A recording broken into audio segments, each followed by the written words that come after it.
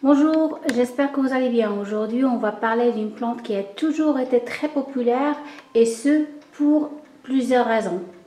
C'est une plante très graphique, facile à vivre et dépolluante. Vous l'avez bien compris, c'est le fucus. Cette fois-ci, je vais vous parler du fucus tinique. C'est une plante que je conseille vivement aux débutants parce que c'est une plante facile de culture à condition de respecter certaines conditions.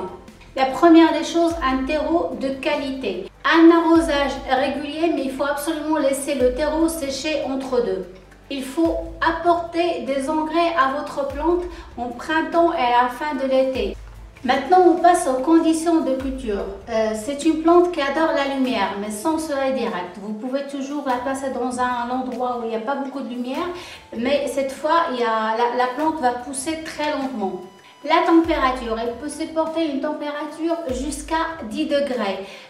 Au-delà de 20 degrés, cette plante ne sera que plus belle. Très important, il faut réduire l'arrosage en période hivernale. On arrive aux maladies. C'est une plante qui est robuste, mais il peut être attaqué par la cochenille, que ce soit farineuse ou à carapace. Le traitement est très simple. Soit vous faites un traitement avec du savon noir, ça va prendre un peu plus de temps. Je vais vous laisser le lien pour comment préparer cette solution. Sinon, vous utilisez de l'alcool à brûler 90 degrés et vous venez avec un coton imbibé et vous enlevez la cochenille. Ce qui nous reste maintenant, c'est de passer pour rempoter notre plante. Nos besoins pour le rempotage: un pot percé, un tesson, des billes d'argile ou bien des galets, un géotextile, et là on vient mettre notre terreau comme j'ai dit de bonne qualité. J'installe bien au milieu ma plante et je remplis le vide avec le nouveau terreau. Pour le rempotage, j'ai choisi un pot en terre cuite légèrement plus grand que le précédent. L'avantage du pot en terre cuite, il est poreux et laisse donc circuler l'air et l'eau, ce qui permet aux racines de mieux respirer. Quand on rempoter sans fucus, alors on va la rempoter une fois que la plante est très serrée dans son pot, ça c'est un.